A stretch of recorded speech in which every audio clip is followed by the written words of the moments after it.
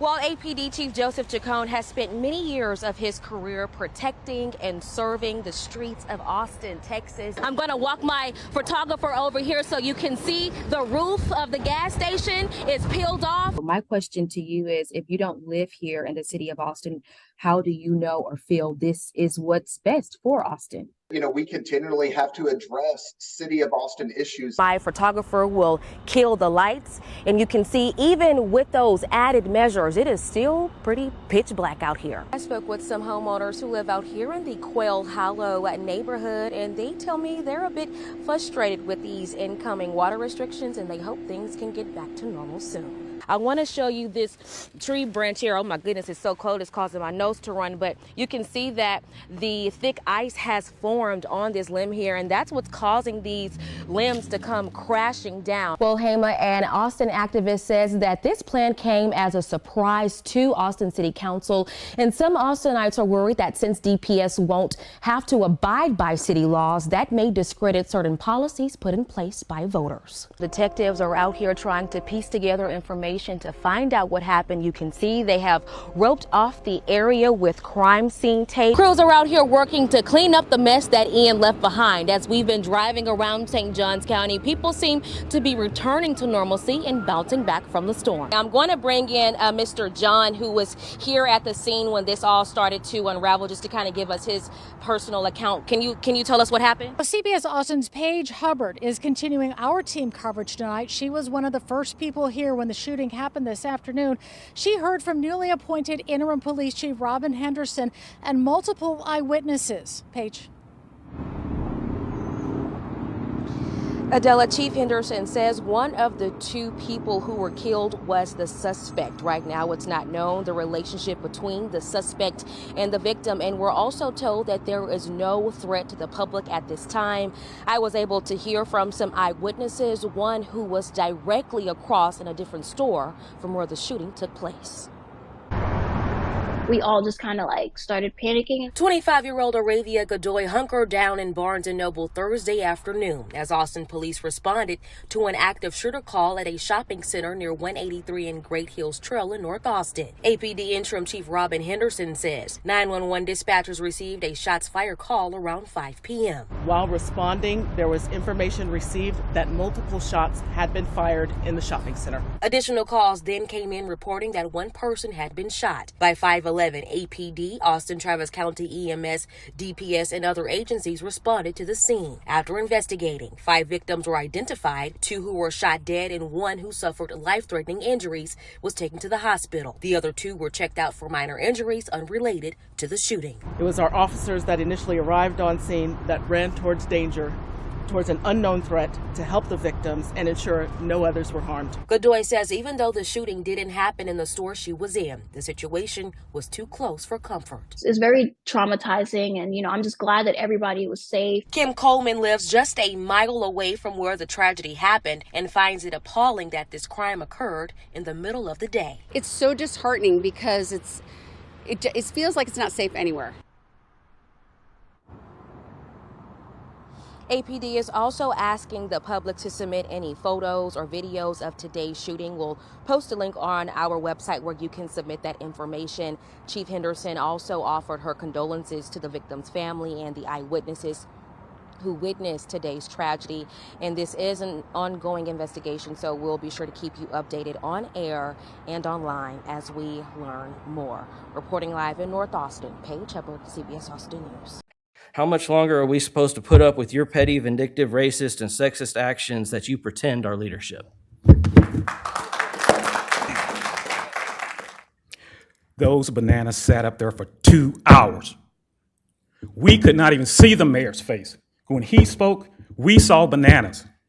Developing tonight, some Hutto residents are outraged over what they're calling a racial innuendo that went unchecked by the mayor at a recent city council meeting. CBS Austin's Paige Hubbard has been investigating. She is live tonight after talking to the parties involved, including the woman who made the comments. Paige, there's a lot to unpack here.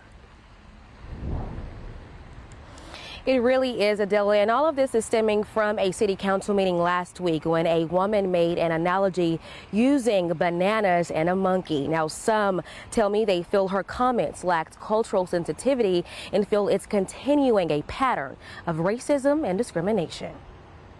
This is for you, Mayor. It's a symbol.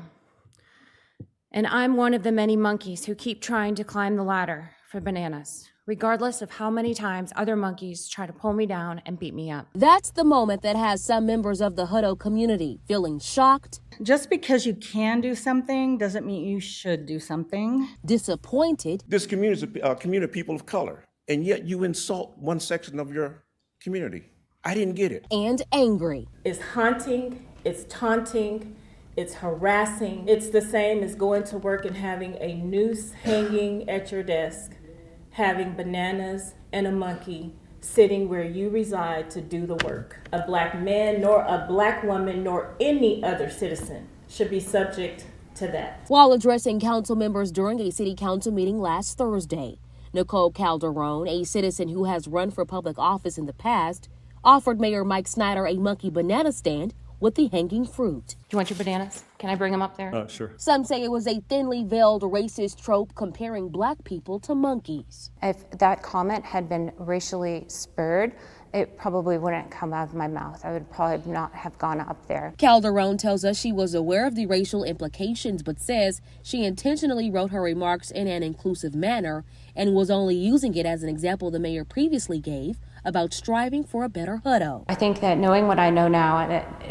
there's no pleasing everybody, that I'm going to say things that are going to make some people mad, and I'm also going to say things that some people are afraid to say. Calderon's intentions are being questioned after critics say she previously posted something racist on social media. She tells us it was this meme with the cutout of her face on singer Lauryn Hill's body with the words, "Here I come." Mayor Snyder, you have cost this city more money than any good you could ever generate. There was a lawsuit that was settled for $12.5 million about racial discrimination. CBS Austin obtained the racial discrimination lawsuit Mayor Snyder lost against former city manager Otis Jones. In its transcript, Snyder is quoted calling black people crooks, including Mr. Jones. Knowing the potential, racial implications or offense this could have to certain communities, do you think that was the right call to leave the bananas and the monkey up there for the whole meeting? I think I could have brought it down at the time, to be quite honest with you,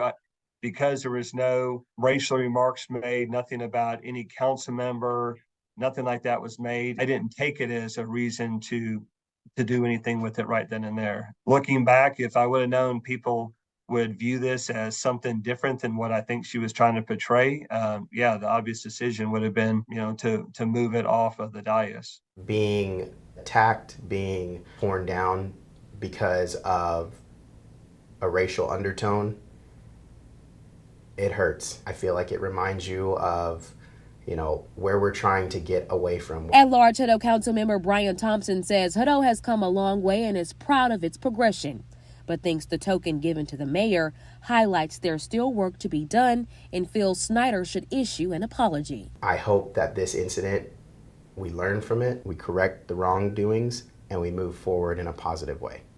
District 4 Austin City Council member Jose Chito Vela is working to improve how the Austin Police Department handles and releases its data. He's authored a resolution that lays out specific requirements for release. CBS Austin's Paige Hubbard joins us live tonight. And Paige, you spoke to Vela about why he says these changes are necessary. I sure did, Walt, and Councilmember Vela tells me he wants to be a data-driven policymaker, and he feels this initiative will help accomplish that goal. The motivation for the item came from looking at what other cities were doing to enhance public safety and accountability. District 4 Austin City Council member Jose Chito Vela offered a resolution requiring the Austin Police Department to establish a once-a-month data transparency policy. Someone told me about Seattle's police data dashboard, and I went and looked at it, and it's great. You can pull up just about any information you want about police activity with just a few clicks. Vela wants the data to be all-encompassing. It would feature several categories, including information on calls for service, response times, and any information related to crimes. I have several concerns, mostly related to the amount of time this would take to fulfill. District 6 Councilmember Mackenzie Kelly sits on the city's Audit and Finance Committee. She says it already takes months for APD to fulfill public information requests and thinks additional tasks will be problematic. I agree that we need transparency in all ways of public safety, so as council we can make better informed decisions. But if we don't have enough personnel to be able to fulfill those requests, that's going to put us further behind in the everyday ongoing activities at APD.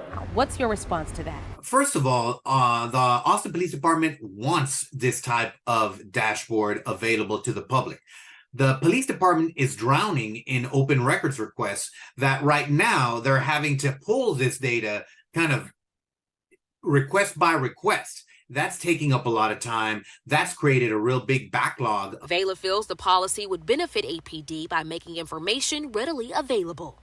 Second, in this budget, we gave the police department 4 new positions specifically for data analysis. So no one at the police department really should be burdened in any additional way.